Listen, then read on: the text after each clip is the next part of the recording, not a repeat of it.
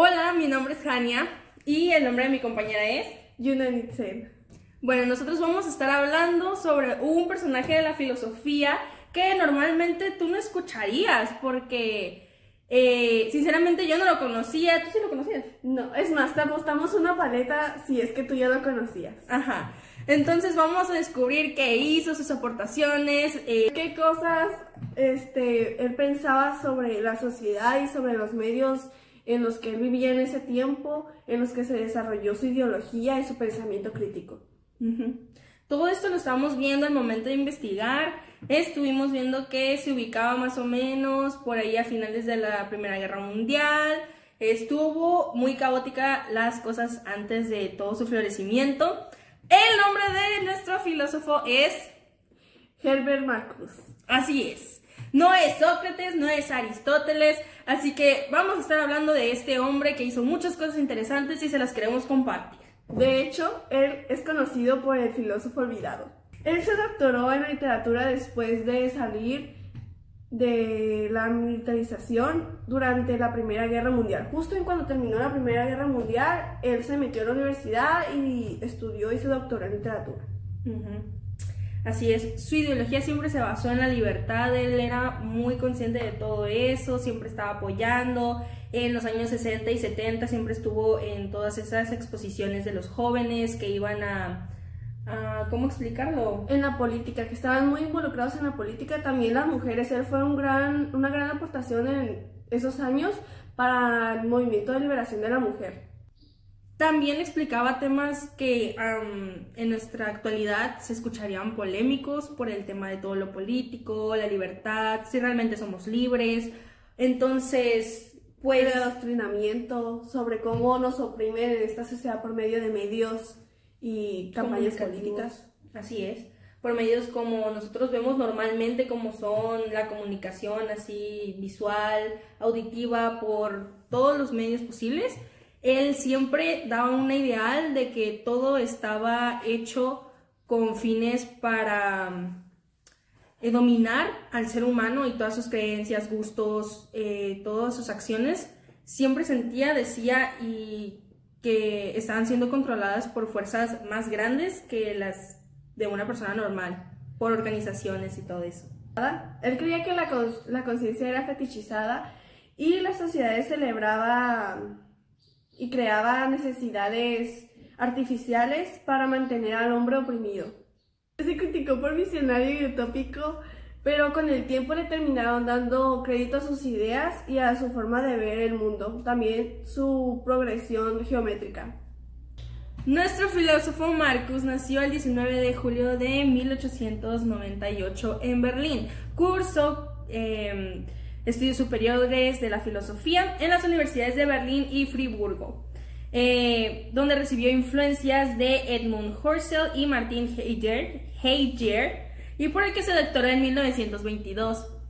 Su vida finalizó en 1979 a causa de un ataque cerebrovascular, lamentablemente, pero tuvo una larga vida plena donde escribió muchísimos libros, entre ellos varios que queremos mencionar, que tuvieron mucho de qué hablar, muchas críticas, y que cuando se estrenaron realmente no había quien los apoyara. Mucha gente pensó que estaba loco.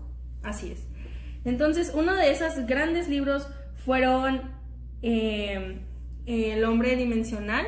En ese en el que estamos basando mucho nuestra investigación, ya que es de los más famosos que tuvo, donde expresó más sus ideales y cómo las transmitía, cómo las pensaba.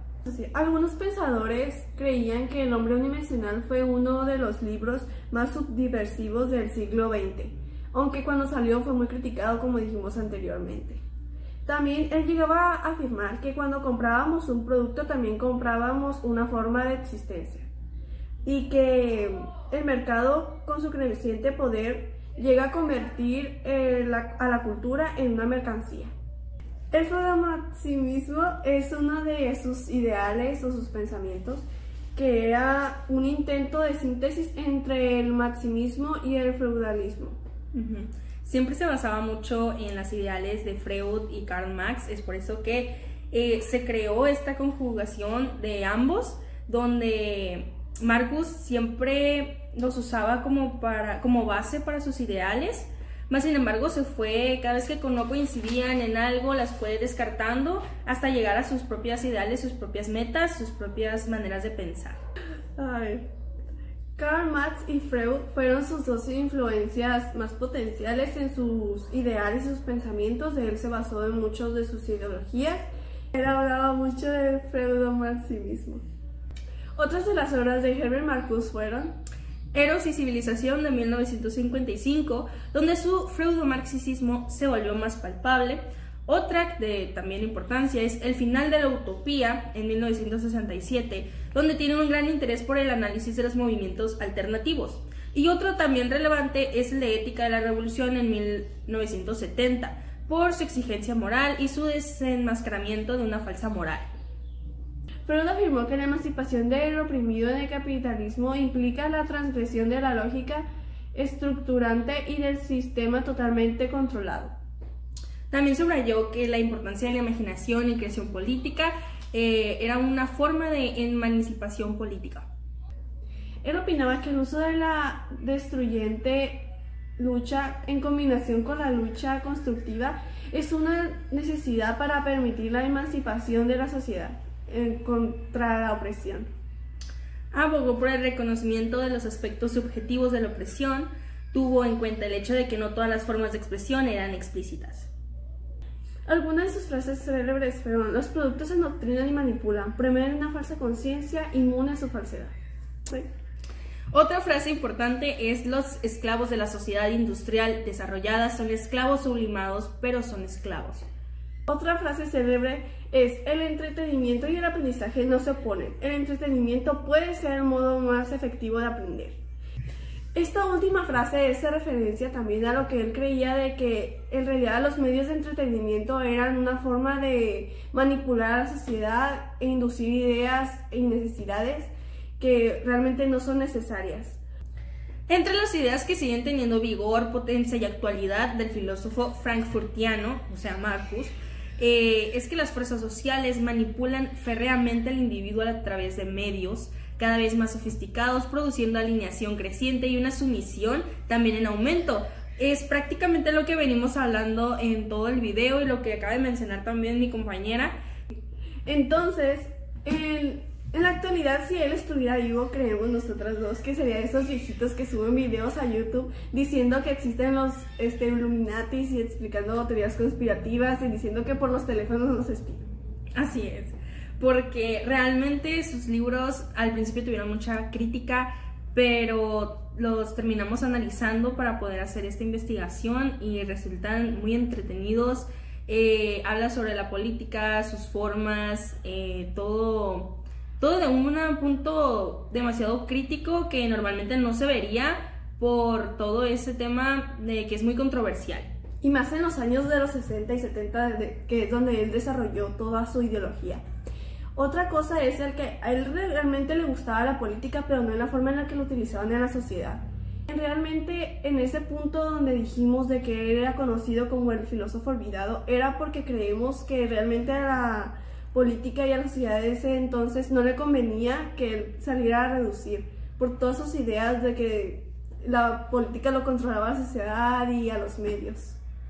Fue uno de los principales miembros de la nueva izquierda durante la década de los 60. Su obra influyó en los movimientos estudiantiles, la contracultura y el pensamiento político crítico. Su pensamiento se basa en una visión libertaria y libertarina del socialismo y la liberación humana. Fue uno de los primeros críticos de la represión social propulsada por el capitalismo del mercado. Para hablar un poco sobre su vida personal, queremos añadir, prácticamente no tiene mucha relevancia en todo lo que tiene que ver con su filosofía, pero se nos hizo interesante. Por así decirlo. Por así decirlo. Y muy sospechoso de que tuviera 3 esposas y no salga nada en internet sobre cómo murieron aquellas. Nada más se sabe que tuvo un hijo con la primera mujer. Enviudó 3 veces, él fue el que murió hasta el último. Entonces, al momento de investigar más sobre su vida personal, no encontramos nada más que su causa de muerte. Entonces, era un punto relevante que decir, del cual comentar. Entonces, prácticamente, en resumen, Estamos hablando de que este señor, por más que nadie lo conociera, prácticamente, normalmente nunca lo escucharíamos, yo nunca lo escuché en toda mi vida estudiantil, entonces hasta este momento, y estoy feliz de haberlo conocido porque realmente su manera de pensar te puede abrir la mente y te puede cambiar varias opiniones que tengas. Yo creo que era un hombre que en esa época era muy avanzado su pensamiento y que a pesar de todos los obstáculos que tenía, por ejemplo de que los medios y la política no querían que tuviera fama o que tuviera mucha popularidad, él logró salir adelante y sus libros realmente son muy famosos. El hombre unidimensional es un libro muy reconocido y ya ven, uno de los más importantes del siglo XX. Para finalizar, queremos compartirles otra de sus frases. Queremos que la analicen, la piensen. Esta es: la libertad intelectual significaría la restauración del pensamiento individual absorbido ahora por la comunicación y el adoctrinamiento de masas, la abolición de la opinión pública junto a sus creadores. Sabemos que es una frase muy larga, por eso se los vamos a poner en pantalla, porque es diferente, es demasiado Herbert. Esta es una frase que nos gustaría compartirles porque es básicamente un resumen de todo lo que Herbert defendía y su ideología. También porque él quería que todo el mundo despertara de ese sueño en el que la sociedad te instruía y su forma de pensamiento falso, como él decía, en el que nos sometían. Muchas gracias.